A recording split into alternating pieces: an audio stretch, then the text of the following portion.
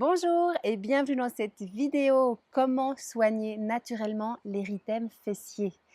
Alors, avant toute chose, je vous invite à cliquer sur le bouton s'abonner en dessous de cette vidéo pour rejoindre les milliers de fans qui font partie de la communauté consciente des beautés authentiques. Alors, j'espère que vous allez bien et nous allons directement rentrer dans le vif du sujet pour découvrir comment soigner naturellement l'érythème fessier. Parce que j'ai eu beaucoup de questions sur ce sujet-là et que bien souvent, les mamans sont un petit peu désembarrées sur quelles sont les solutions naturelles et respectueuses pour mon bébé. Alors, si votre bébé a les fesses écarlates comme brûlées, c'est une éruption bénigne, mais c'est clair qu'il faut réagir rapidement. L'érythème fessier il peut être dû à des selles trop acides ou à une urine trop acide également. Pensez d'abord à vérifier si votre bébé boit suffisamment parce que ses urines sont peut-être trop concentrées. Vérifiez son alimentation et la vôtre également, celle de la maman, qui allaite, si la maman a choisi d'allaiter, si l'alimentation est trop épicée, trop lourde, trop de pain par exemple. Troisième chose, pensez à introduire des jus de légumes dans son alimentation parce que quand il y a des petites dents qui poussent, ça peut tout simplement acidifier son terrain et donc c'est ce qui peut créer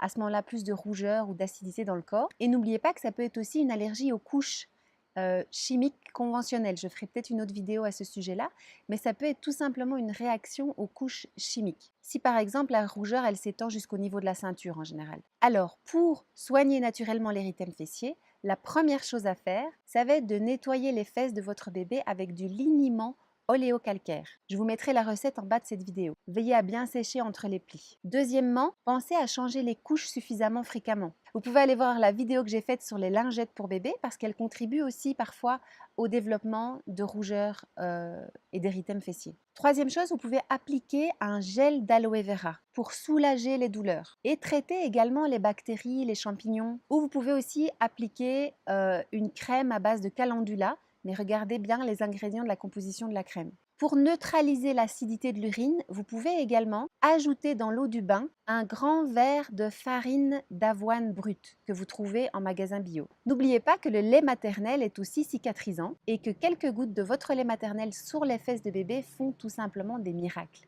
N'oublions pas non plus l'alimentation. Les problèmes de peau sont toujours le reflet de ce qu'il y a à l'intérieur de nous et ce qui se passe dans le corps.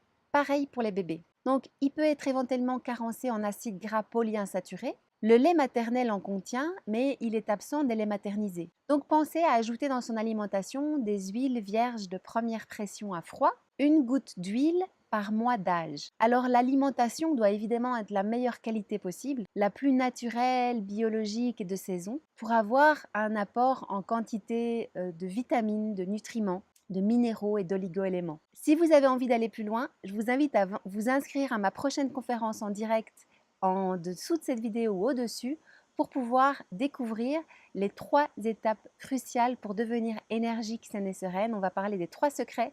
Le premier secret, c'est de vraiment comprendre que notre état de santé global et général, notre état de vitalité dépend de notre environnement, dépend également, et c'est le deuxième secret, des soins externes et internes qu'on applique sur notre corps et aussi sur ceux de nos enfants de manière quotidienne, parce que pour bien prendre soin de nos enfants, c'est à nous de nous informer et d'être des modèles inspirants. Et puis le troisième secret, c'est de se réunir à plusieurs, de vraiment faire partie d'un mouvement de femmes qui ont compris comment développer une qualité de vie, comment développer une énergie de feu pour être une maman dynamique, pour avoir de l'énergie au réveil, au saut du lit, pour créer tous les projets qu'elles ont envie de créer. Et pour ça, il faut se rassembler. Donc c'est ce que je partage et c'est ce que je vous invite à faire si vous avez envie de découvrir mon univers, de cliquer sur le lien en dessous de la vidéo ou au-dessus pour vous inscrire à la prochaine conférence en direct avec moi où je serai là aussi pour répondre à toutes vos questions. Je vous souhaite une magnifique journée et au grand bonheur de vous retrouver dans une prochaine vidéo. Bye!